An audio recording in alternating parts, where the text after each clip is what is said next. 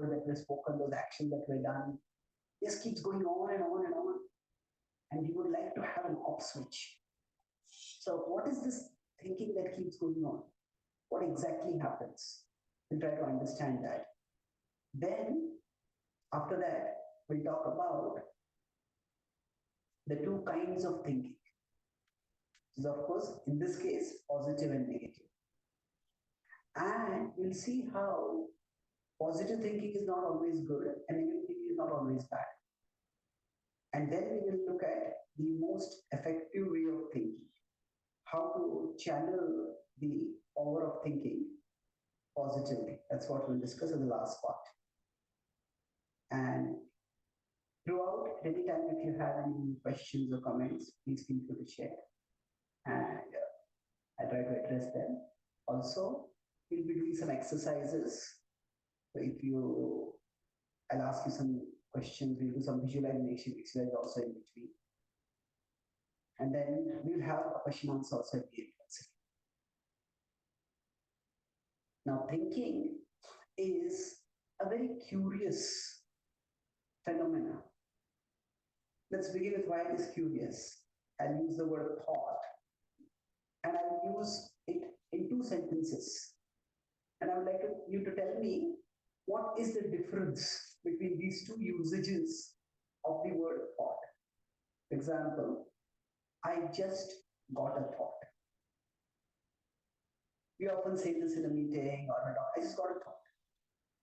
And then consider another sentence, I have given this a lot of thought. So first of all, are these two meanings the same? No? No. Okay. So can any of you say what is the difference between the two? Yes, please.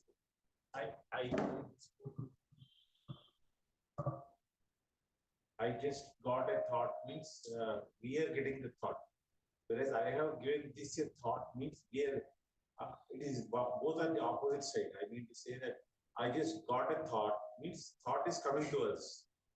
Whereas I have given this a lot of thought means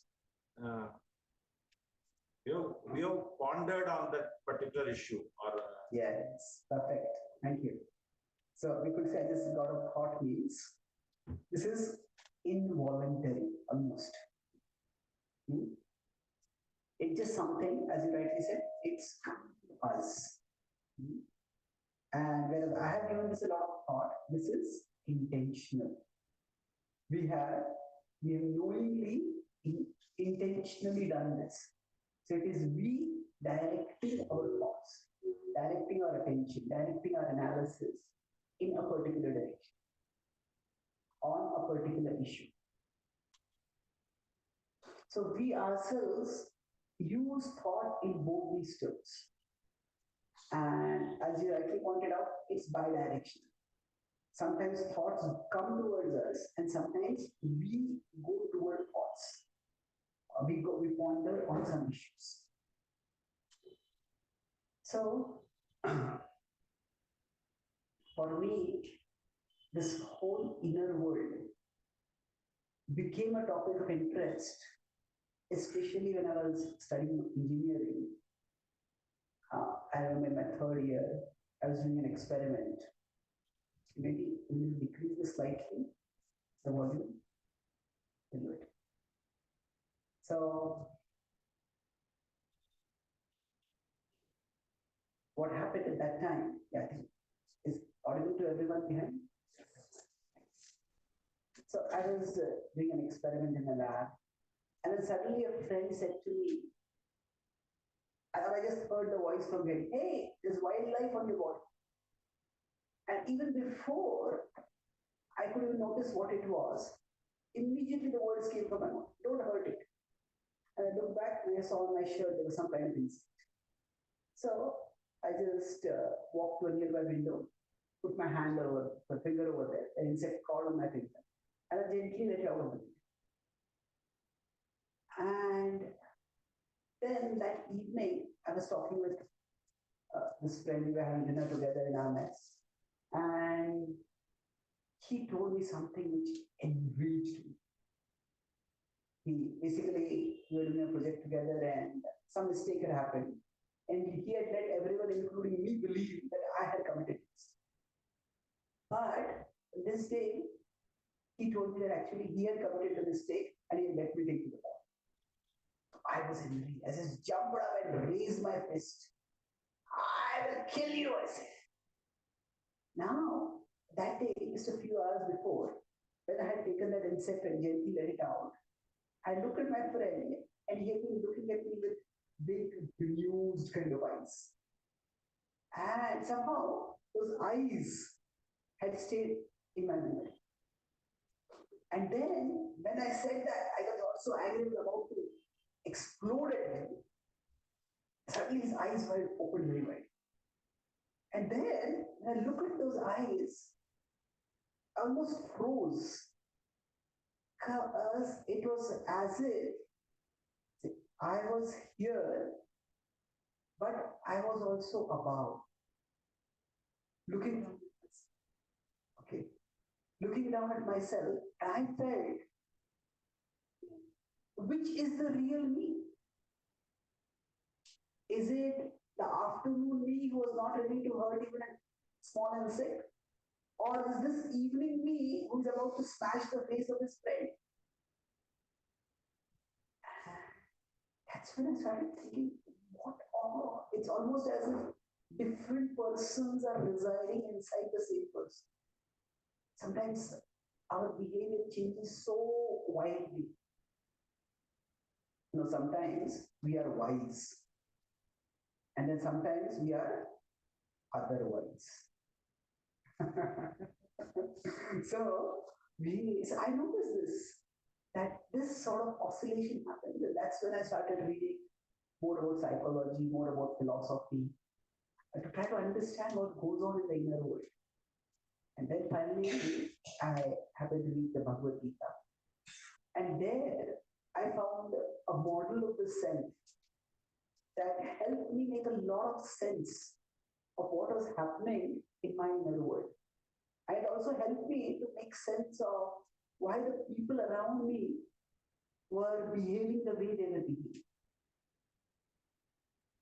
So while the Bhagavad Gita is seen as a spiritual book, it's seen as a religious book, my approach to the Gita was primarily as a book for self-understanding and self-empowerment. How can I understand myself better?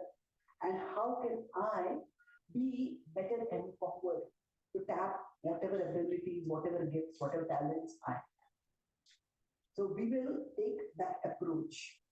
And I'll talk about the model of the Gita. It's more from the perspective of self-understanding and inner empowerment. So this is connected this. Again, I just got a thought. In the first case, I got a thought, I shouldn't hurt this ant, this insect. Second time, I just got a thought, I should smash the face of my friend. And then I gave it some thought. What is really going on? So when two opposite thoughts came in a short while, it made me pause and look behind me to see what was actually going on.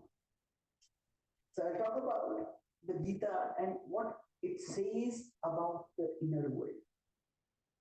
So basically, the Gita states that our self-existence is three levels. To say there is the body, and beyond that there is the mind, and beyond that there is the soul. So body, mind, and soul is a three levels of existence, and all these three together comprise the self. And we could roughly compare this to a computer system where the body is like the hardware, the mind is the software, and the soul is the user. So now this is an interesting kind of software, the mind.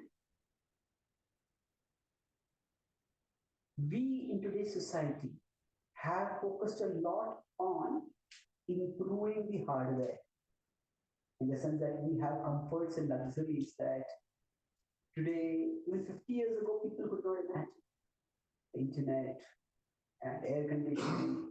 You couldn't have imagined maybe 200. Royalty didn't have it 200 years ago. Air travel.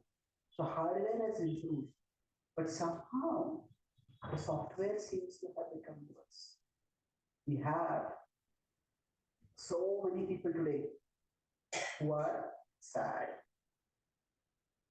Does anyone know what is sad?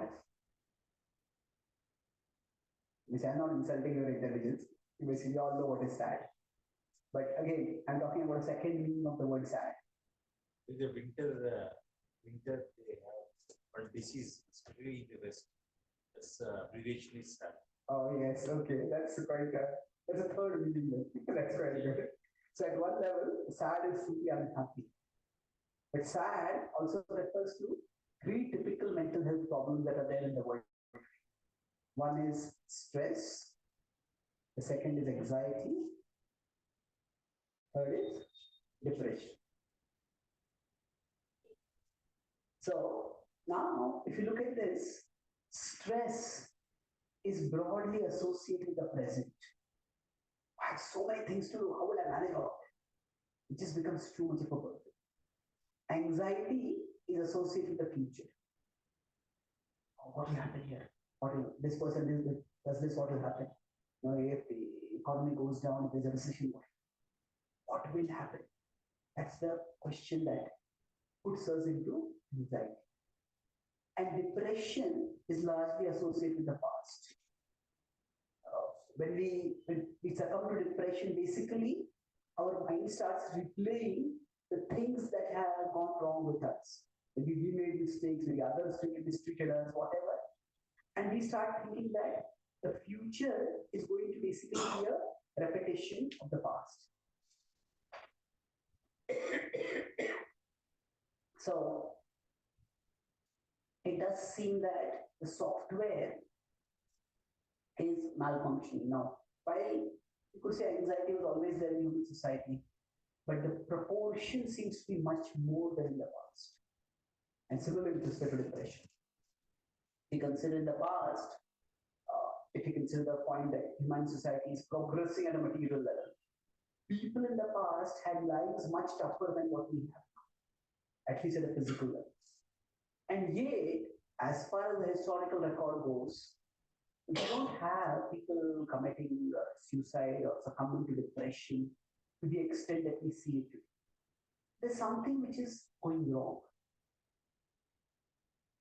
So now from this model, if we consider soul, mind, and body. So what happens is that from the outer world, stimuli come in. So let's try to understand this model a little bit more now. The soul, mind, and body. So the soul in Sanskrit is called as Atma. And from the soul comes Chaitanya. Chaitanya is consciousness. Now the consciousness is the energy of the soul. So just as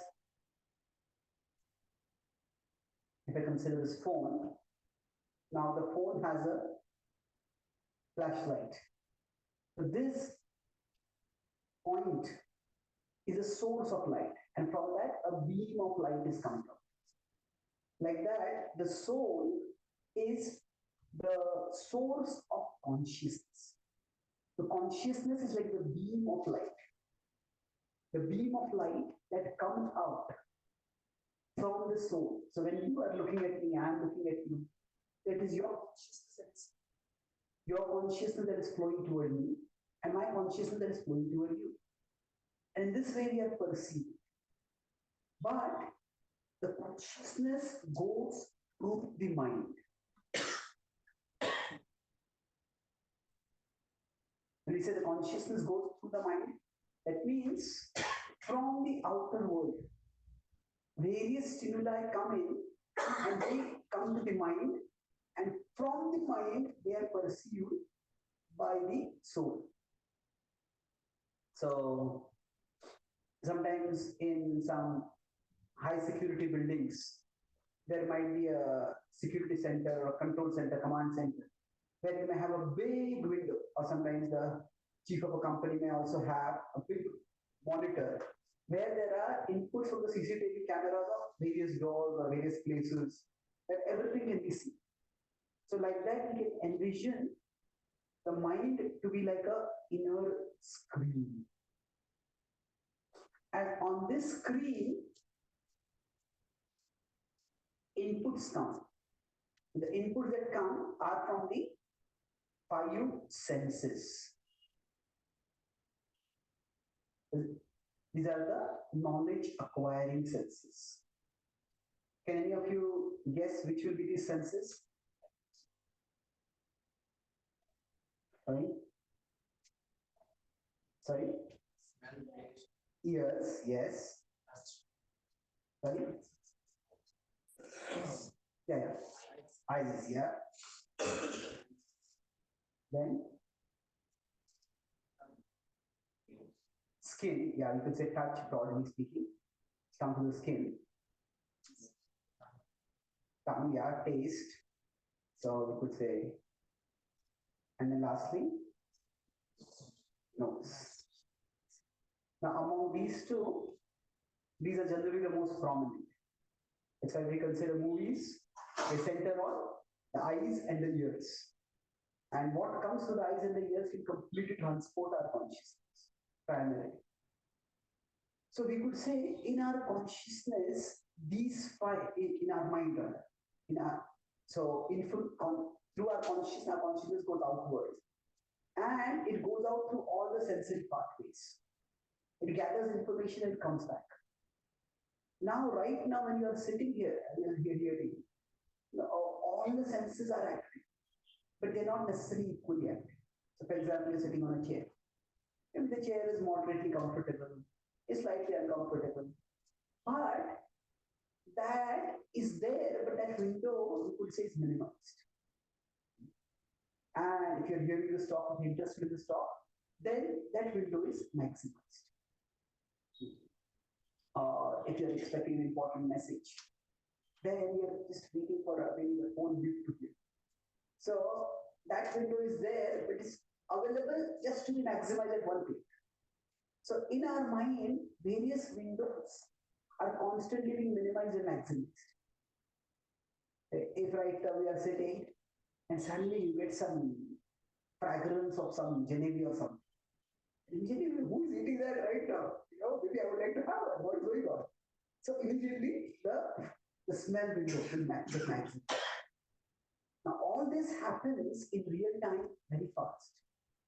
And the mind is like the mirror, not the mirror, the screen on which these windows are coming, these inputs are coming, and we as conscious beings, we as souls are perceiving this. So now with this model, let's go back to the earlier point I mentioned, that this is the soul and here is the mind. So when we say, I just got a thought, that means basically something has come as a mental pop-up.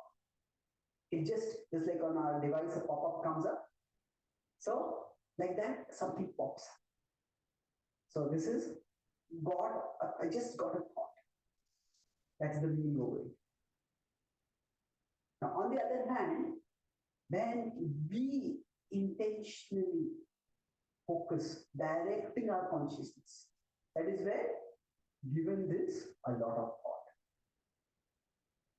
So in this way, basically, the first is in one particular direction. The first is this way, the second is this way. So when thoughts come to us and thoughts go from us.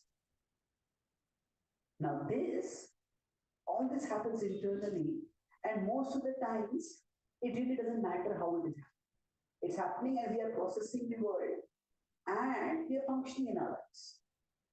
But there are times when sometimes some mental pop-ups come up and it just causes us to freeze. Say if somebody has had a terrible experience, Maybe like people have sometimes say PTSD if they have had some trauma in the past, and then they hear some loud sound when they crash, and they just freeze, they start trembling. So what has happened at that time? That pop-up has come. Maybe they experienced a bomb which just blew up somebody next to them, and they hear a loud sound, and they hear that loud sound immediately. Their mind starts replaying that. When it starts replaying, then they freeze.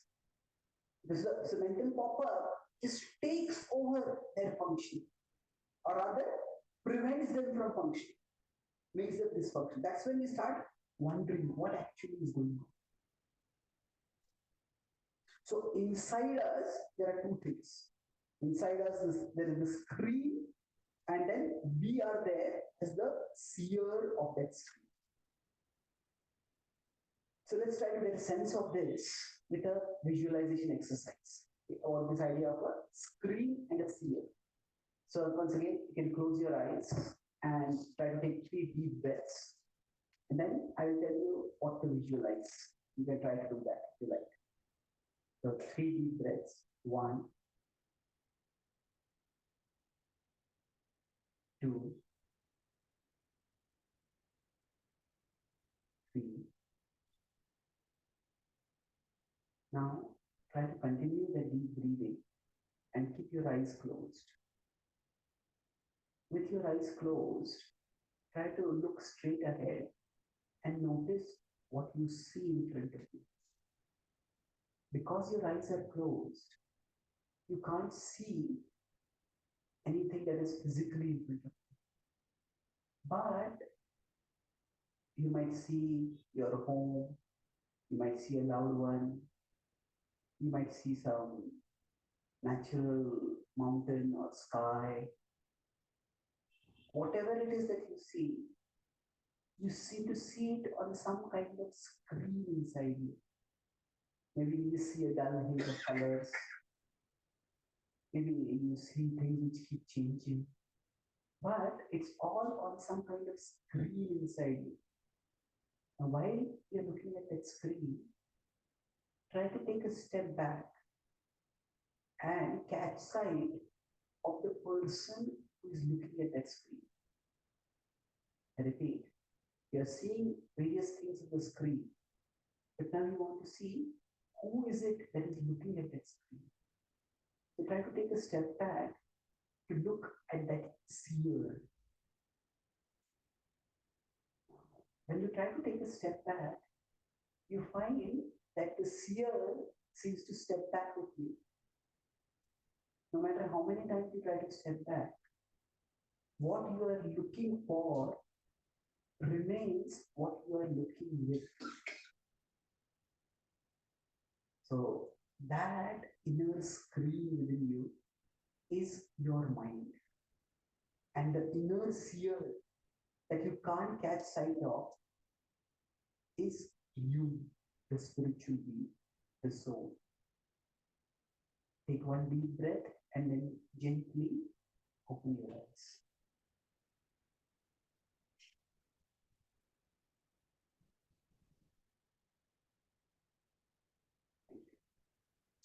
So just to put it diagrammatically, here we have this screen. And the screen is the mind. And there is someone who is the seer. That is you, the spiritual being. So now, from this screen, thoughts are coming to you. And from you, things are going to the screen. Both of these are happening constantly. Once we understand, so thinking is a process where both of these are happening harmoniously or constructed. That means inputs come in on that screen and then we process them. And then we decide what is really important. And we focus on what is important. So whenever there is a multiple windows open, say a person in charge of security, they need to be aware. Okay, which window is really important to focus on? So both ways it has to happen, but when it happens properly, then we function effectively. The mind, you could say, within this model, is basically a tool for processing perception. Perception comes from outside, and then we are meant to process it. So we get thoughts, and then we choose what to give thought to. So sometimes when there is distraction, when there is distraction, essentially what happens is that some unimportant window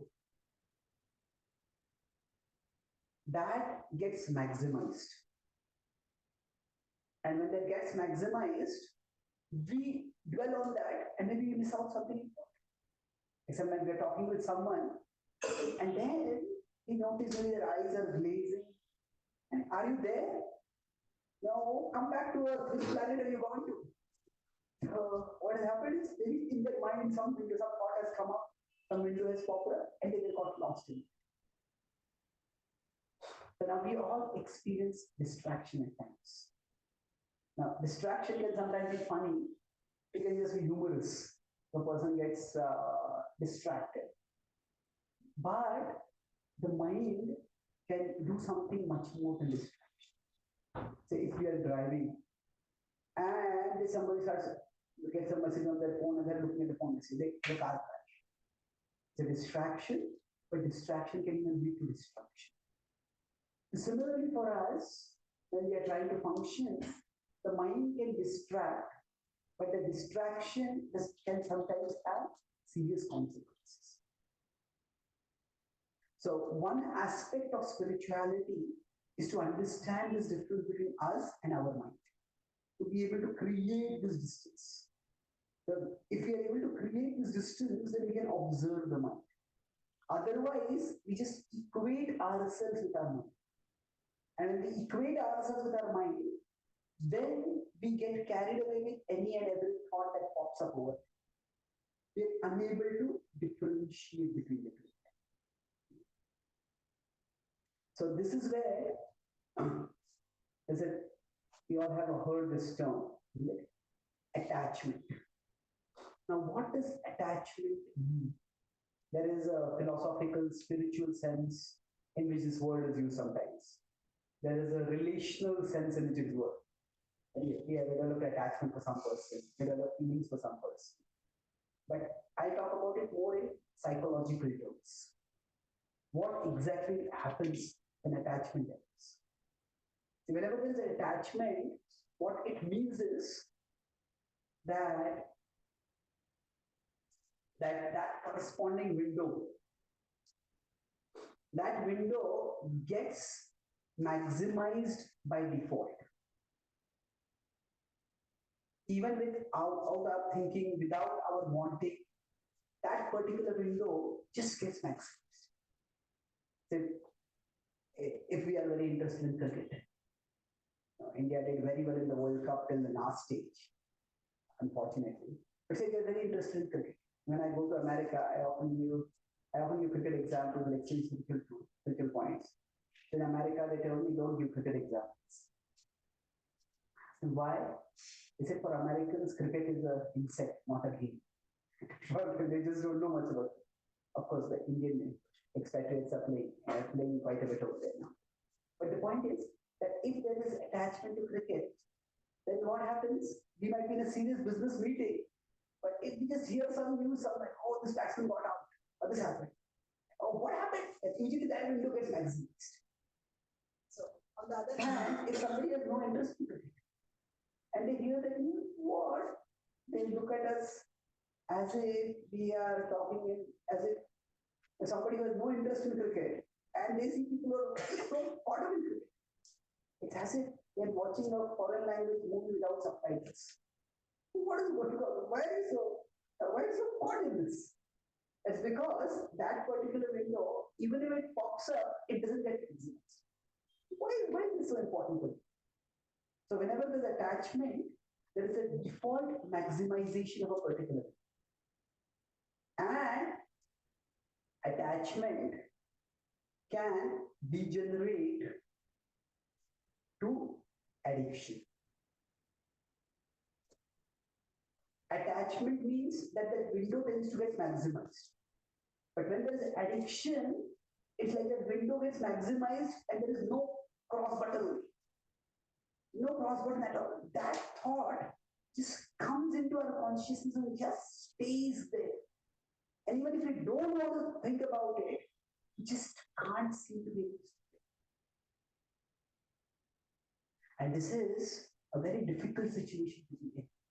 When somebody gets addicted to something, then they feel tormented by that particular desire, by that particular thought, by that particular emotion. And the only way that is there to somehow get rid of that inner window is indulgence. Somebody succumbs to alcoholism, somebody succumbs to smoking. Nowadays, online gambling is becoming huge.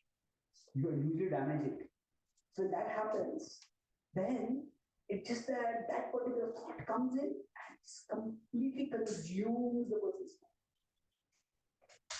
So if we are to function effectively, that being able to create a distance, okay, this particular window has been maximized, there's no need.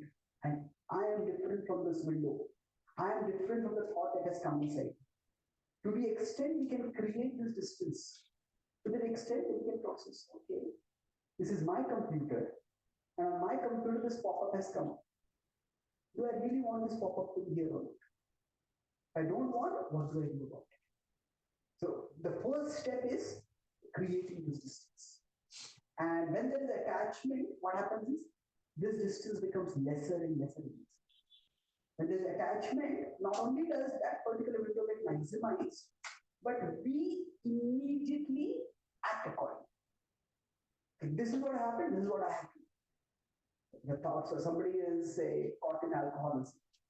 Then, as soon as the desire for alcohol, maybe they see a bottle somewhere, as soon as that pops up, that just fills their mind, and the only way that window will get minimizes, they just first go and have it. And when this happens, the person may be otherwise very intelligent, but they just can't function. Once two friends went to a bar, and one of them was drinking way too much. The other person said, oh, maybe you should stop now. Drinking so much is not a good idea. He said, oh, it's a good idea. And he kept drinking. Now both of them were staying in the same place. The next morning, his first friend who had warned his other person, he heard his second friend say, I knew it was a terrible idea. I knew it was a terrible idea. Speaking to himself. So then the first friend went and said, see, I told you drinking so much was a terrible idea. He said, no, drinking was a great idea. Waking up was a terrible idea. So what happens at this point, when somebody is completely caught in something, they either deny the problem or they feel that there is no problem. They actually believe it. Denying is, it is there, but they deny it. But they actually disbelieve that there is a problem. That's perfectly fine. This is where things start becoming problematic. So now I will talk about positive and negative thinking. I will talk about that in due course. But the key principle is to recognize that there is distance between us and our mind. That me, I and my mind, they are two different things. And various things pop up on my mind. So with respect to positive and negative thinking, within the mind, there are certain impressions. And I said earlier, I drawn this diagram, but let's draw it once again. When I drew this, I said that there are these 5 windows, which are the 5 senses.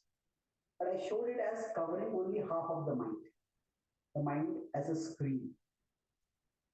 So now, what is there in the other half?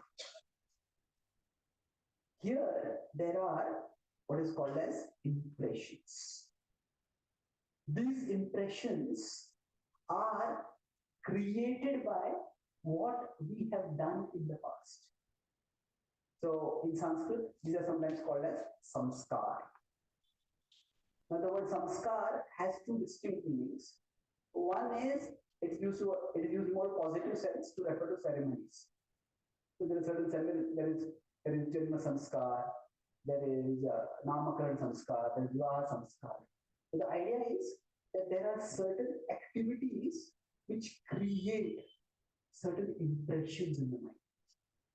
And these are generally positive impressions. So these impressions help us to remember certain things, to take certain things seriously.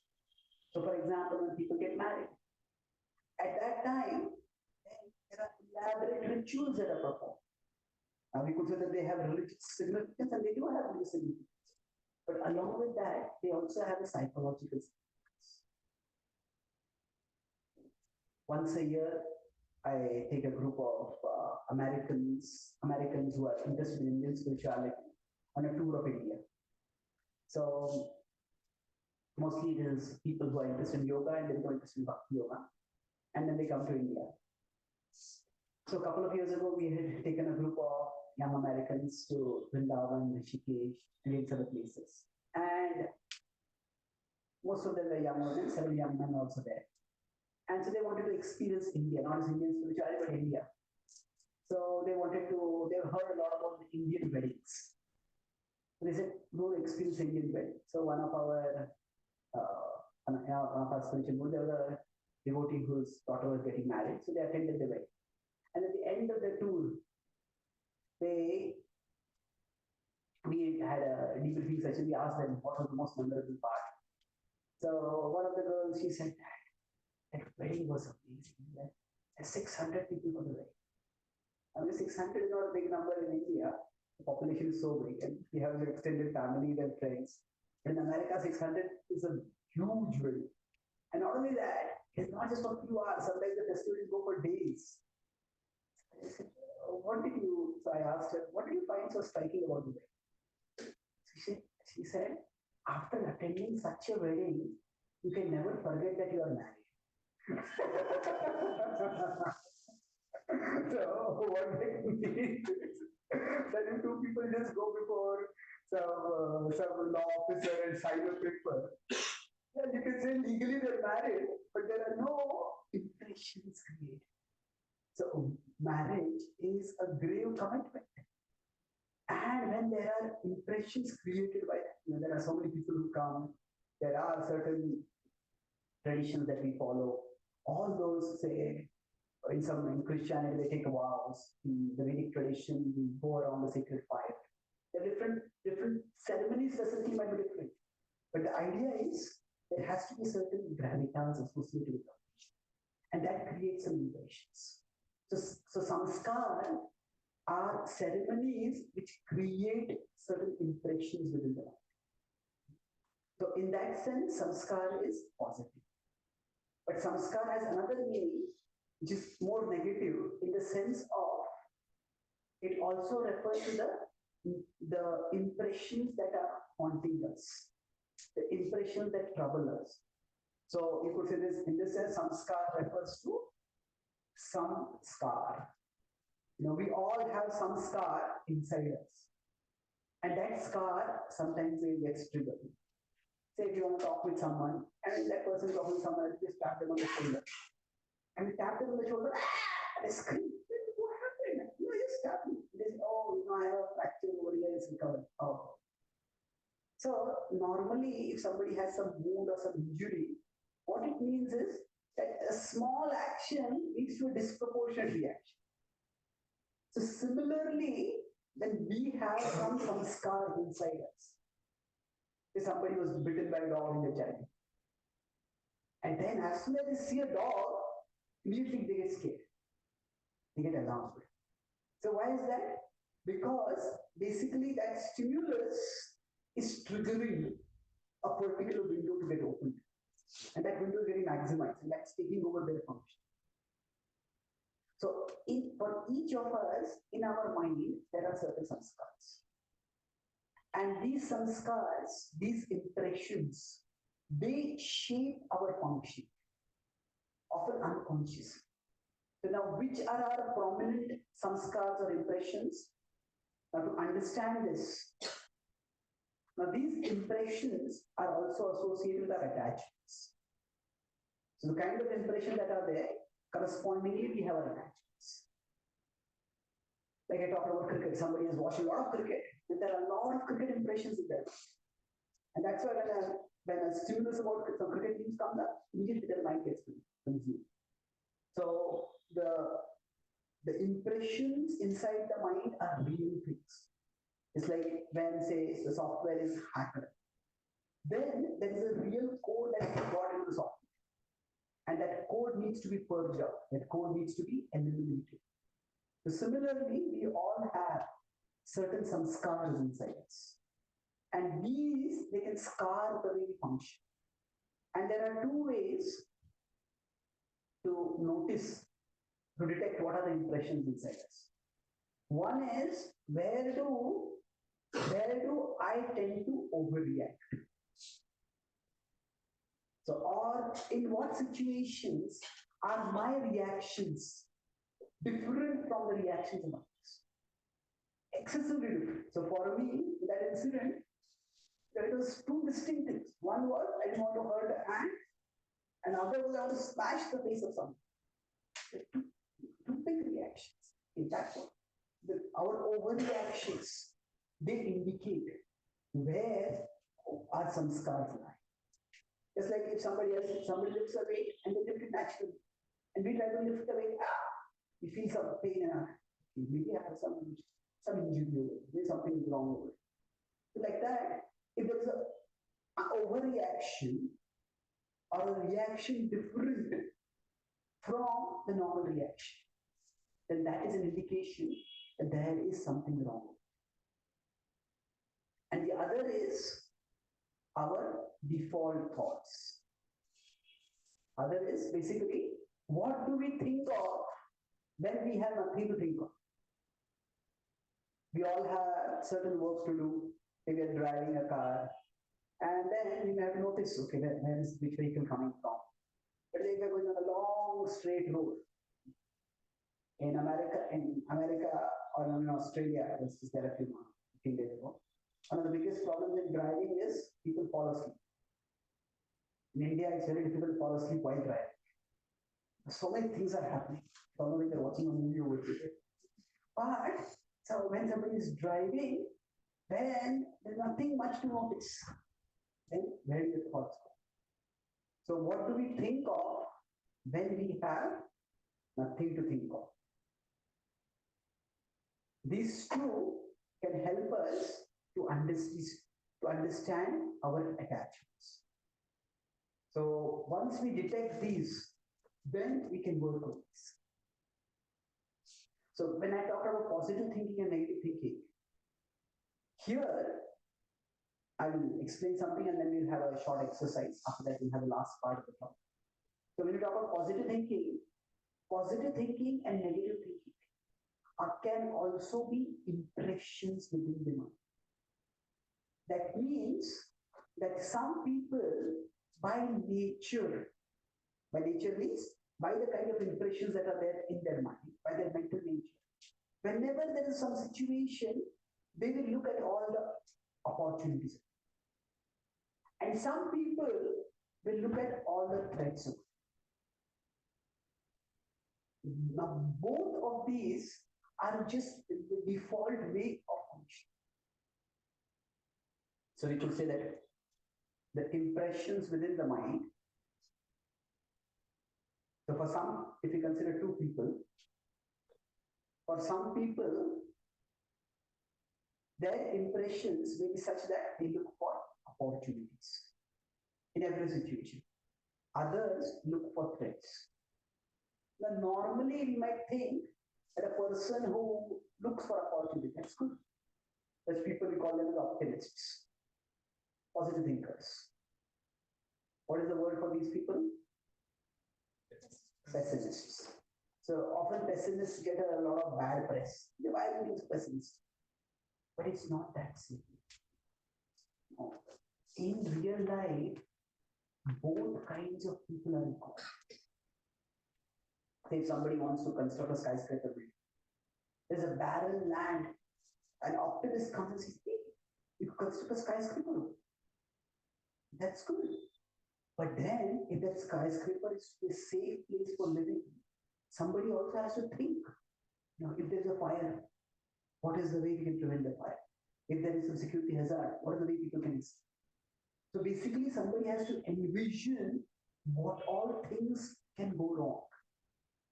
And then prepare to address those eventualities. And if there is only an optimist who sees all the opportunities but doesn't see the threats or the dangers, then that particular scraper will not be suitable for safe living. So, one of my services is writing. Now, in writing, there's a creative side that we all have. It comes up with ideas. Oh, I could write about this. This idea could be developed. This idea could be explained. And creativity is often sought. How can you become more of a creative thinker? But creatives are writers. But good writers always need somebody with a critical side. Those are the editors. After somebody has written, then another person looks at it and says, this doesn't make sense. This, what are you saying over it? This thought doesn't flow with this thought. So if somebody is a decent reader, regular reader, or regular writer, you can easily make out some passage which has been well edited and which has not been well edited. In general, the saying in writing is that what is written without effort is read without pleasure. What that means is, what is written without effort. That means some people, their writing is just their brain dump. Whatever is inside is outside. It's not very well organized. They have not put in the effort. The creative side might be there, but the critical side has not been put in. Then what happens is, it is the other person has to figure out what are you saying. So good writing involves both the creative side and the critical side. And the creative side is associated with optimism. The critical side is associated with pessimism. And both are required. There's one Pulitzer Prize-winning author. He was known to write something very complex passages. So once he wrote something and sent it to his editor, and his editor highlighted one passage. He says, what does this mean?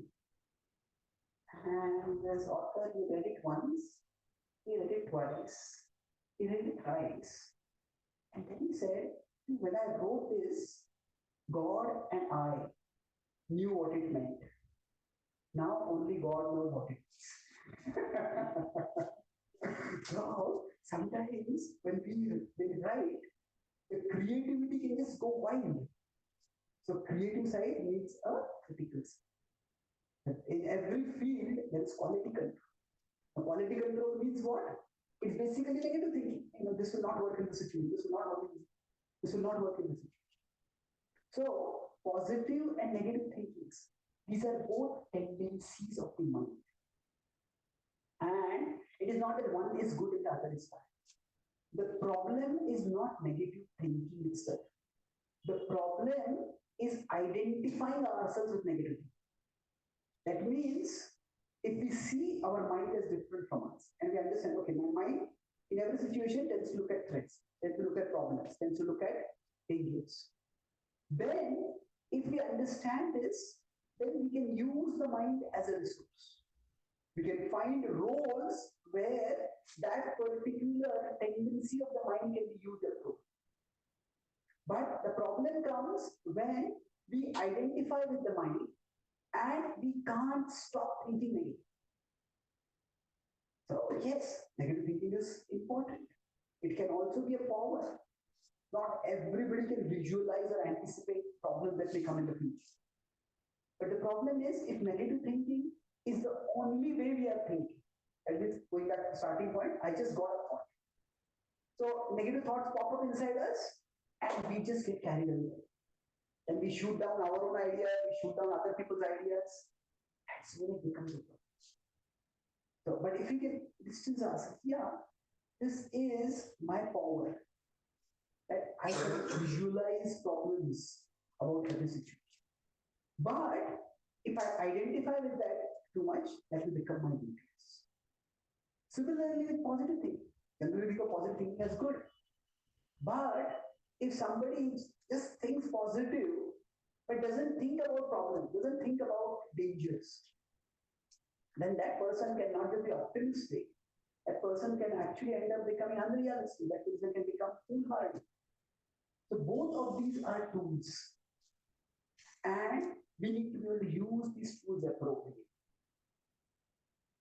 So this is about positive and negative thinking. I'll conclude this whole session with two principles broadly. I mentioned one of them already, but the Bhagavad Gita says that if we are to become expert at mind management, it gives two terms, abhyas and vairagya. So if we can do these two things, then we can all manage our mind. So I'll explain this in terms of this metaphor that I used. Vairagya is distance. So we all can try to have some time every day when we create some distance from our mind. It is, we are observing the world through our mind constantly, but we create some time where we observe our mind. This distance can be created through introspection. One of the ways through introspection is journaling. That just write down your thoughts, write down your feelings. Just take a few minutes break every day, or maybe at the end of the day, maybe at the start of the day, and just review what happened. Not just what happened, but how we perceive what happened. Sometimes we speak harshly to someone, and we don't even notice that we spoke harshly. And just go on to the next thing. But maybe when we look back, maybe I should have spoken like that. We observe, okay, man, I overreacted. So when we create a distance from our mind, or rather when we invest time in consciously creating a distance from our mind, at least for some time every day, then we will be able to distance ourselves from the mind even during the course of the day. Then when some pop-up comes up, okay, I don't have to act like this. I can keep a distance. Another tool is meditation. Meditation can serve many purposes, but one purpose that meditation does is that when we are trying to meditate, say we are doing deep breathing, chanting some mantra, we are looking at some sight, some picture, some image. So basically what we are trying to do is, we are trying to keep one image on our mental screen. And when we try to do that, we will see, oh, this pops up, that pops up, that pops up, that pops up. And that's the time when we can notice, okay, actually, I want this to be here, but so many other things are coming. And then that, even if we don't succeed in concentrating during meditation, but just that attempt, it creates this distance. And that increases our self-awareness. So every day, creating some distance between us and our mind is very helpful. Another way to create this distance is through self-talk. Now, self-talk, what do I mean by this is that actually there is some kind of mental chatter that is always going on inside us. If, for example, you are hearing this talk, maybe, hey, how long is this going to go on? I'm getting bored now, I'm getting tired, I've got so much work to do. You would have that kind of thought going on. Oh, you know, this was initially interesting, but now it's becoming quite complicated. I don't know whether I can understand all this. So there, in one sense, it's like, you know, in a cricket match, there's an event going on, and then there's a commentary going on. And normally, the commentary is meant to enhance our experience of the match. Take a batsman hits a shot. The good commentator will say, oh, this shot was just like the shot that was played at that particular time. This shot indicates this batsman was in good form, whatever. meant to enhance the experience. But sometimes, say the commentator is biased against a particular player or a particular team. Then the batsman is batting very well and leading the team to victory. And the commentator says, oh, this is just a lucky shot. One wrong shot, and this whole effort is going to collapse. You see, the batsman is batting well, but the commentator is commenting completely separate. So then they have to decide, am I going to focus on the match or am I going to focus on the commentary? So like that for us, our mind is always giving some commentary. So when we talk about self-talk can refer to two things. One is the mind talking to us. This is constantly happening. This is like the inner commentary. But this is often, we are not even aware of it. Sometimes something happens and say we are enthusiastic and then we hear some news and suddenly we start being extremely discouraged. Suddenly our energy level goes down, we start feeling deflated. What exactly happened? Maybe for a particular event happened, we heard that maybe our colleague got some reward or some raise or some promotion or some recognition. And then immediately our mind starts being commented, see, the world will never recognize you. Everybody else gets recognized, you will never. You're working so hard. What is the use of all this? Now, we may not even notice that commentary, that particular commentary is happening. But what happens is, we notice the effect. If we start feeling whatever our work I do is not going to be recognized, what is the use of work? Suddenly I know. So, this commentary is going on inside us. But what we can do is, we talk to our mind. That means that there is a mind is inside us. We visualize that as a screen, something has popped up over. People never value, people don't value me. Okay, is that really true? You have got a good job. You're reasonably well in your career. We just talk to the mind as if it were a child. Say if a friend or a child came to us, was discouraged about something. We would not dismiss its feelings, but we would. So like that, we can make some time where we talk with ourselves. This doesn't have to be verbalized talk. I can see my little strange, I'm talking to. We can in private and talk with ourselves, or can literally talk with ourselves. Just have a few minutes every day for this. You'll find that we get a much better handle on the upheavals that happen. As I'm talking wise and otherwise, that kind of oscillation will substantially decrease. That's the first point. So this I talk about Vairagya. The second is Abhyas. Vairagya is basically about creating a distance from our mind. And Abhyas, you can call it as diligence. Now we often hear this word diligence in terms of say, do due diligence, go through careful, do the proper vetting or proper evaluating, whatever. Now diligence basically means over here that if in the inner screen we want certain windows to be maximized, but because of our attachment, because of our impressions, some other windows are getting maximized. So at that time, what do we need to do? We need to, whichever window we want to get maximized, we pay attention. We consciously maximize. We make an effort to do that. In this case, the mind is basically mechanical. So whichever window we maximize repeatedly, that creates an impression within the mind. And then that window will start getting maximized automatically. So let's take an example. This diligence I'll explain and we'll conclude this. Have any of you heard of this thing? A small thing in Mumbai? So now, so you consider, suppose somebody has visited a particular website, say on their phone, say called Bollywood.com. Maybe they visit 5 times, 10 times, 50 times, 100 times, 1,000 times.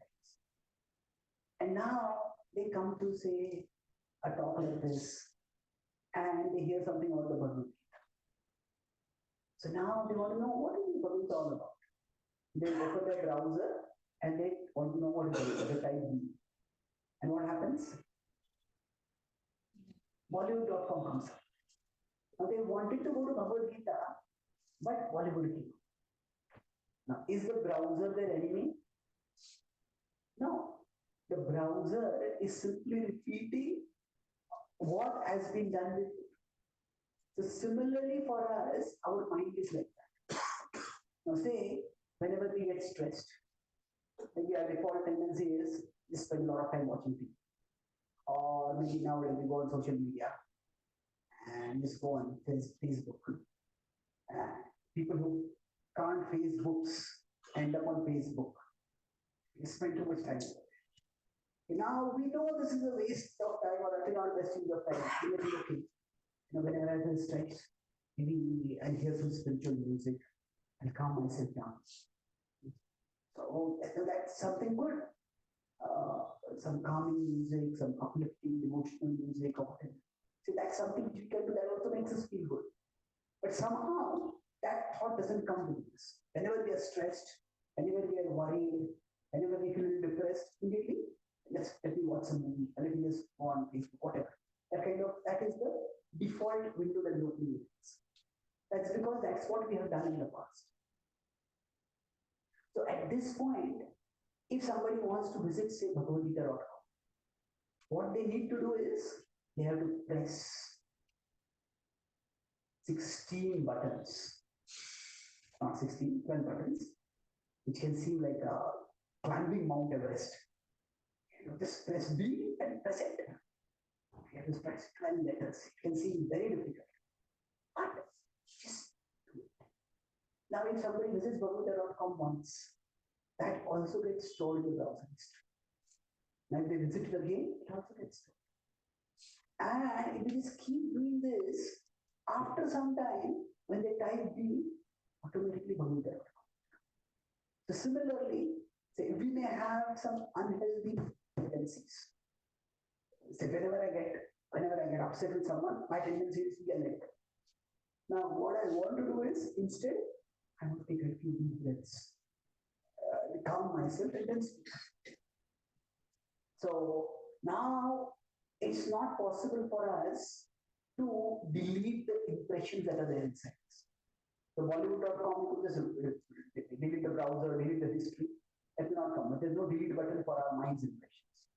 But while the mind's impressions cannot be deleted, they can be overridden. They can be overridden. That means if somebody just visits this bhagavad-gita.com, just again and again and again, just that repetition will create a new history in the browser. And then after some time, that ID automatically bhagavad-gita.com. So for example, it stresses them. And then one reaction is just say watch TV. Maybe this leads to a lot of waste of time and you watch TV and you also end up being more agitated. Now we don't want to do this, for example. And maybe say you want to hear some spiritual music, hear some kirtan, do some meditation. This is what we would like to do. But the key principle is diligence means, abhyasa means just repeat the positive. Just repeat the positive. Now we may not be able to do it at the time when the stress or the anxiety or depression comes. But if you just make it a habit, every day I will do this.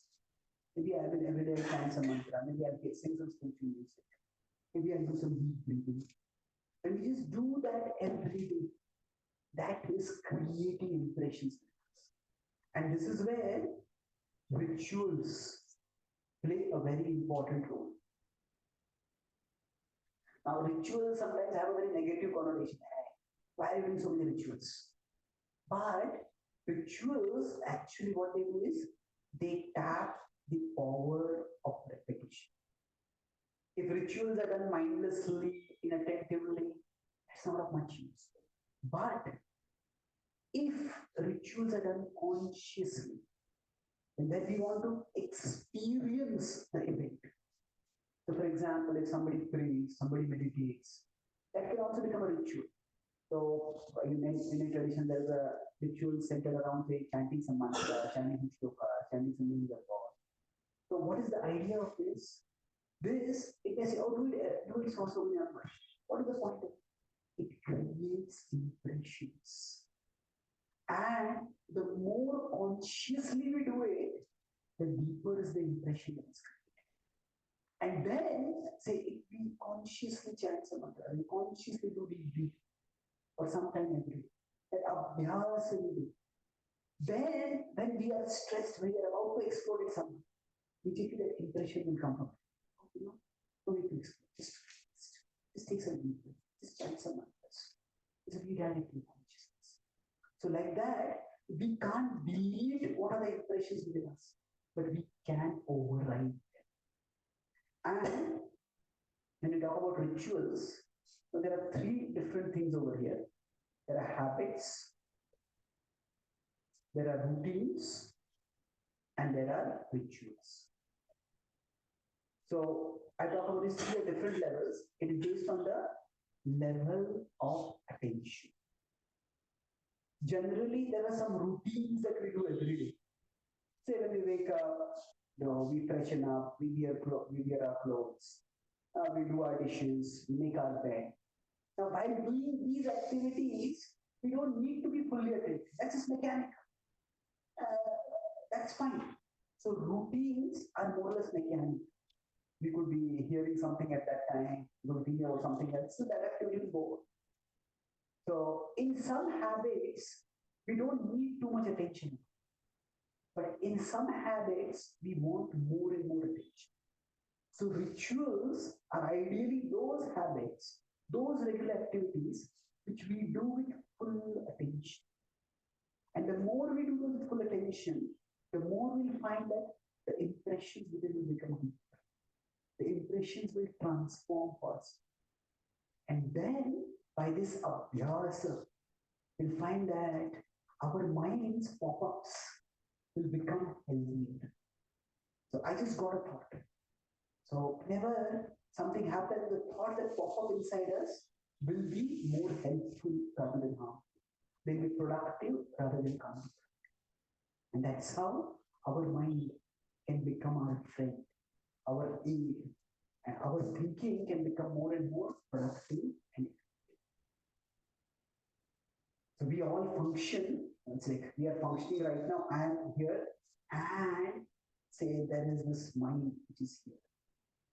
And the mind is going this way, we are going this way. So there is so much inner resistance because of which we function at a suboptimal level. But when we learn to manage our mind more effectively, then what happens is we are here, our mind is here. So the mind is going this way, we are also going this way. This is where we become empowered. In the same amount of time, we can do much more because the inner resistance has substantially decreased and disappeared. So I said, I approach the Bhagavad Gita not solely as a spiritual book or a religious book, but as a book for inner empowerment of how to make or remake the impressions within our mind so that our mind becomes our friend as we pursue worthwhile things in our life. So I'll summarize what I discussed today. I discussed 4 main points. The first point I talked about 2 meanings of the word thought. We talked about as a pop-up, which is involuntary, and as evaluation. I have given this a lot of thought. And based on that, to understand these 2 ideas of the word thought, I talked about the Bhagavad Gita's model of the self. That there is 3 levels of the self. There is the soul, the mind, and the body. And from the soul, consciousness comes outward, and the consciousness takes in information from outside and brings it inside. So our mind is the place. So from the mind, 2 things. From the mind, thoughts can come to us, and from us, thoughts can go to the mind. So normally all this happens efficiently, seamlessly. But there is malfunctioning that is possible. That malfunctioning happens when the mind which is the inner screen, starts maximizing certain windows unwanted. If we consider this to be the screen, there are certain impressions within us. And so, from the sensory pathways, when inputs come in, we talk about attachment means that, so unwanted windows get unknowingly magnified. So when this happens, get unknowingly or unintentionally magnified. That's where we can't stop thinking of certain things. This can be distraction, which can even lead to destruction when it becomes very damaging. So this is basically how the mind functions. And then we discussed how the mind malfunctions. It malfunctions when unwanted windows start getting maximized. And to deal with this, I talked about two broad principles. One was create a distance. That is Vairagya. So instead of identifying with our mind, we learn to identify our mind. So for this distance, I talked about three things. You could use introspection. Just have some breaks every day. Then pause, be with yourself. One way to do introspection is through journaling. Another is meditation. Another is self-talk. Self-talk, not where the mind is talking with us, but we are talking with us. But through this, if we can create this distance, then we won't get carried away by the mind's thoughts. And the last point was, does anyone remember? Abhyasa and Abhyasa, that was diligence. So this is Vairagya. Vairagya means don't be so carried away, so attached to whatever pops up in the mind. This is Abhyasa. And with diligence, we talk about how the mind is basically mechanical. That means that whatever impressions are there within it, the impressions, the samskars, they can't be deleted, but they can be overwritten. So we want to override them at Bollywood to Bhagavanta, for example. So how do we override them? Through rituals. So rituals are activities that we do repeatedly with attention. That is different from routines or habits alone. So when there is repetition with attention, whether it is to some pranayama or deep breathing, whether it is to some mantra chanting, when we do these rituals with attention, we find that they will reprogram our mind. And then our mind will become our friend. Thank you very much.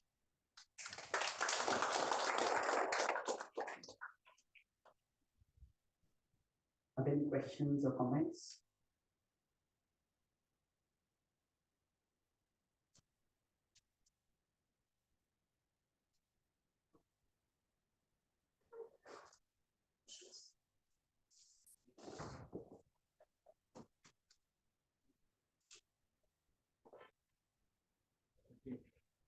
Thank you, Prabhuji, for your precious time.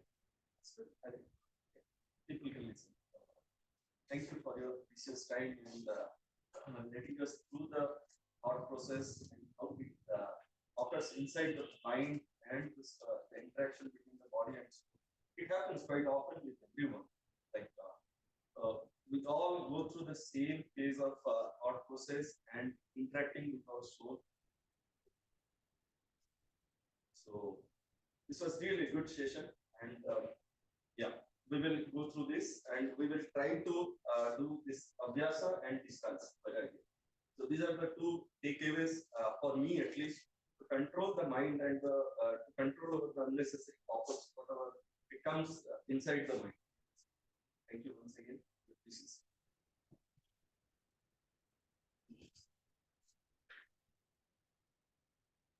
Thank you very much.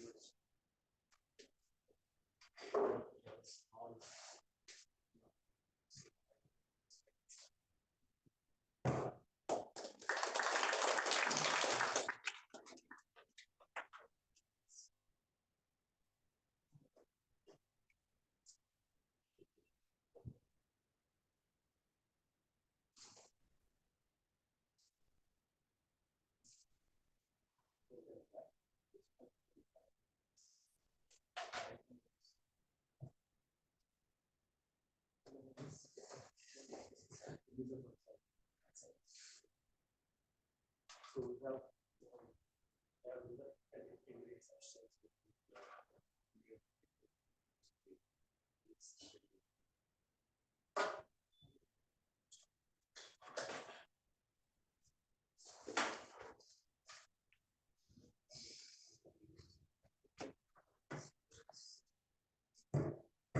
Leave करतो ना leave कुठं असतं